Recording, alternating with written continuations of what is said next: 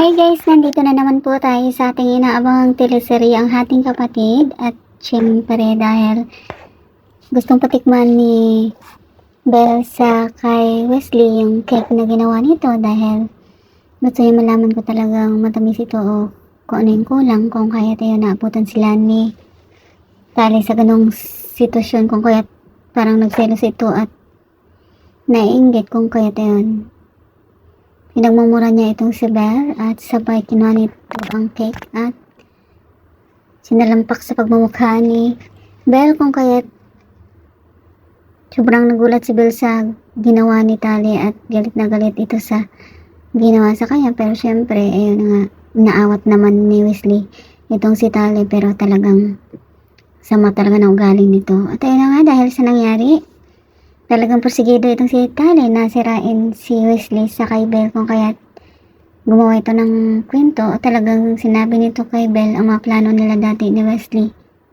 na talagang paibigin lang si Belle at saktan sa huli, kung kaya iyon, sobrang na-hurt itong si Belle sa narinig nang biglang dumating naman itong si Wesley at sinabi ni Tali na tanungin niya kay Wesley kung totoo, dahil nandyan dito sa harapan niya. Pero ayun, walang pag-ano lang inamin ni Wesley ang mga sinabi ni Tali, dahil yun naman ang totoo talaga. Pero syempre hindi na siya nakapagsabi na talagang wala na siyang intensyon na gawin yun, dahil nag-walk out na ito si Belle. At ito namang si Chris, syempre naabutan niya itong si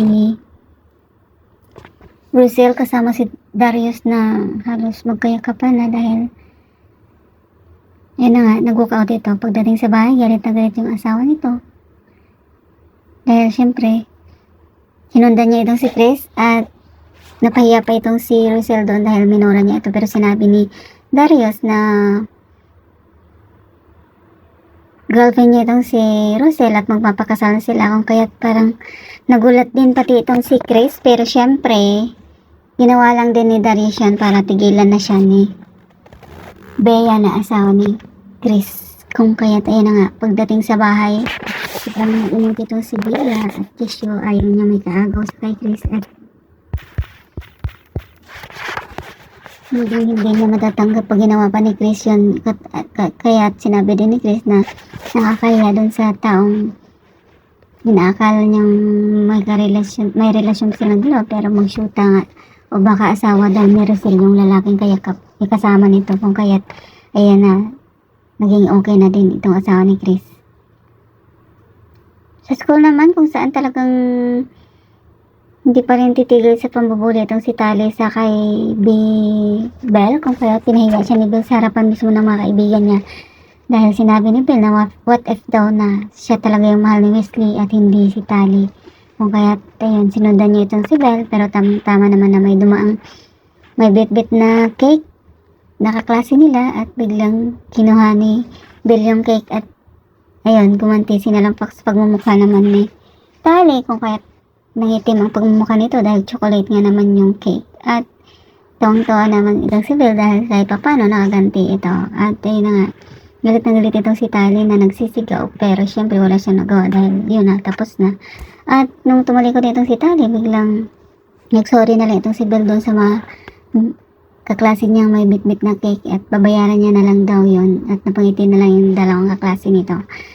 Ito namang si Tali, habang mag-aantay ng masakyanan sa labas ng school, biglang dumaan itong si Darius at ayun na nga, nakilala niya ito na ito daw si Darius yung naliligaw sa mami niya, kung kaya yun, ihaya siya ni Darius na mag-mall sila, kumain at nag-shopping. At ayun, gulat si Russell pagdating sa bahay dahil syempre kasama ng anak niya si Darius, kung kaya ayun, nagsorry ito doon dahil imbis na nakadisturbo pa daw ito, pero may bit-bit pa daw itong pinag-shoppingan, kung kaya ayan, halata naman sa kay Tali na sosyalira at talagang waldas ang datingan, kung kaya gusto niya na sana si Darius na lang daw yung tatay niya. At ayun na nga, nung isa na yung dalawa na magkasama na si Darius saka si Russell, biglang nabanggit ni Darius na what if sila na lang talaga dalawa ni Russell, dahil syempre para naman silang walang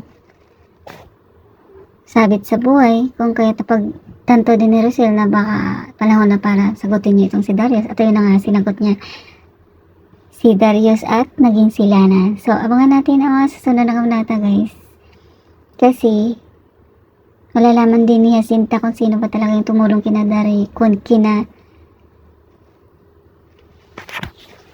Tyron, at ito namang si Chris, kausap niya itong si Malo na mayroon silang something na sekreto at narinig sila ni Bea.